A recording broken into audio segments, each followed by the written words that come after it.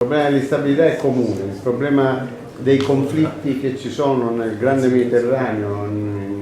e in Oriente è chiaro che coinvolgono anche e aggravano le crisi economiche vengono aggravate proprio dalle crisi conflittuali che ci sono negli altri paesi. Noi dovremmo cercare di aiutare, soprattutto per quanto riguarda l'immigrazione dall'Africa, di aiutare i popoli nelle loro regioni di origine per cercare di eliminare o quantomeno diminuire la spinta a cercare un futuro migliore e spesso anche non come fuga da conflitti ma per la sopravvivenza. Comunque di quello che l'Italia sta facendo sotto questo profilo è veramente encomiabile.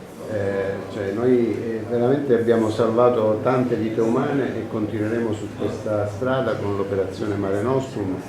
e cerchiamo anche l'appoggio dell'Europa e di organismi come la NATO